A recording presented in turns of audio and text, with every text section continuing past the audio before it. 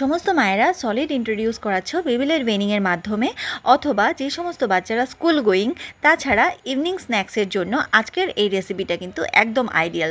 বাচ্চাদের খাবারের পুষ্টির চাহিদা যেমনভাবে পূরণ হবে, তেমনি খাবারটা খেতেও কিন্তু ভীষণ মজার, তাই বাচ্চারা অনেক মজা করে খাবে। তো চলো রেসিপিটা আগে শুরু করি। আজকের এই মজাদার রেসিপিটা তৈরি করার জন্য প্রথমেই আমি একটা বোলে নিয়ে নিচ্ছি 2 টেবিল স্পুন সুজি। 2 টেবিল স্পুন সুজি নিয়ে নেওয়ার পরে আমি এর মধ্যে দিয়ে দিচ্ছি গ্রেট করা অ্যাপেল। আমি অ্যাপেলের হাফ একটা টুকরো করে নিয়ে সেটাকে গ্রেট করে আমি এখানে অ্যাড করে দিলাম। অ্যাপেল অ্যাড করার পরে আমি এখানে দিয়ে দিচ্ছি 1 চামচ রাগি ফ্লাওয়ার। আমি এই রাগি ফ্লাওয়ারটা বাড়িতে প্রিপেয়ার করেছি হোল রাগি থেকে, সেটাও তোমরা করে নিতে পারো। আর তাছাড়া তোমরা কিন্তু বাজার থেকে কিনে রাগিও ইউজ করতে পারো। তারপর আমি এখানে একটু কাউ মিল্ক অ্যাড করেছি। তো অবশ্যই তোমরা যদি 1 বছরের নিচে বেবিদের জন্য করো, তাহলে এক্ষেত্রে এখানে দই ইউজ করতে পারো, অথবা তোমরা চাইলে এখানে জল দিয়েও কিন্তু এই প্রিপারেশনটা করতে পারো। কারণ গরুর দুধ কিন্তু 1 বছরের নিচে বাচ্চাদের জন্য একেবারেই রেকমেন্ডেড নয়। তো এখানে দেখতে পাচ্ছ সব কিছু কিন্তু আস্তে আস্তে আমি মিক্স করে নিয়েছি খুব ভালো করে।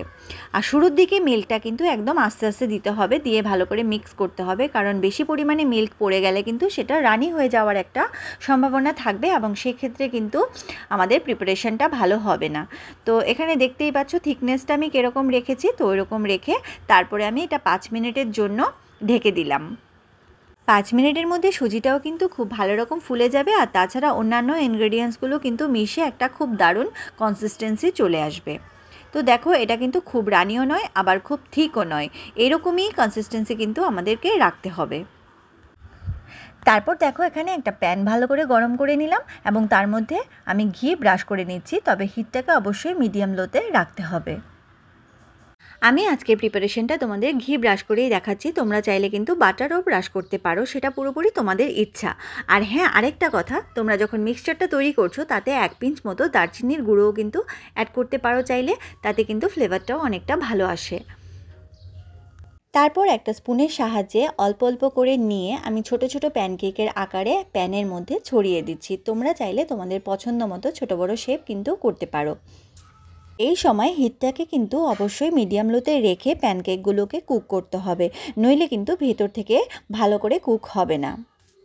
এই ধরনের প্যানকেকগুলো তোমরা কিন্তু ছোট বাচ্চাদেরকে, মানে যে সমস্ত বাচ্চারা সলিড শুরু করেছে বা বেবিলেড ওয়েনিংয়ের মাধ্যমে তোমরা চাইছো বাচ্চাদের একটা সুন্দর ফুড হ্যাবিট তৈরি করতে, তাদেরকেও কিন্তু তোমরা এই ধরনের প্যানকেক প্রিপেয়ার করে দিতে পারো।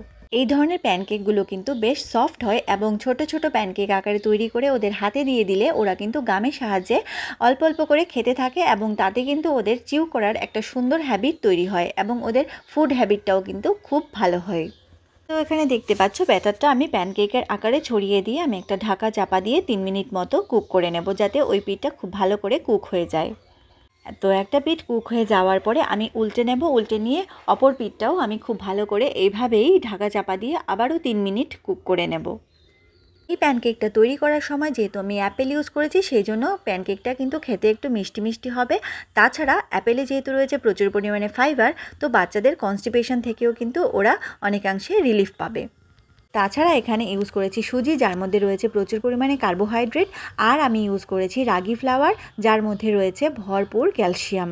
ক্যালসিয়াম কিন্তু গ্রোয়িং বেবিদের জন্য খুবই ইম্পর্ট্যান্ট একটা নিউট্রিয়েন্ট, যেটা বাচ্চাদের বোন ডেভেলপমেন্টের জন্য কিন্তু খুবই ইম্পর্ট্যান্ট। তো তোমরা দেখতে পেয়েছো বোথ সাইড কিন্তু প্যানকেকের খুব ভালো করে কুক করা হয়ে গেছে, এবং আমি ঢেকে ঢেকে কিন্তু ভেতরটাও খুব ভালো করে কুক করে নিয়েছি। তো এইভাবেই প্যানকেকগুলো কুক করে নিলে কিন্তু ভেতর থেকেও তোমরা একটু মোটা মোটা করে করলেও কিন্তু ভেতর থেকে খুব ভালো করে সেদ্ধ হয়ে যাবে।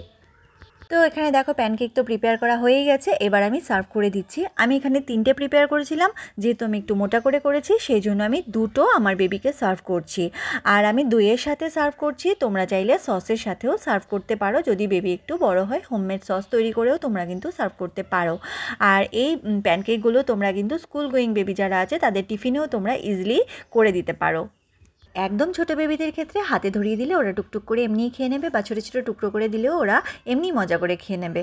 তো কেমন লাগলো রেসিপিটা অবশ্যই কিন্তু তোমরা জানাবে, আর যদি ভালো লেগে থাকে লাইক কমেন্ট শেয়ার করে দেবে। আর আমার চ্যানেলে নতুন হলে চ্যানেলটিকে সাবস্ক্রাইব করতে কিন্তু একদম ভুলো না। দেখা হচ্ছে নেক্সট ভিডিওতে, ততক্ষণ ভালো থেকো, সুস্থ থেকো, টাটা।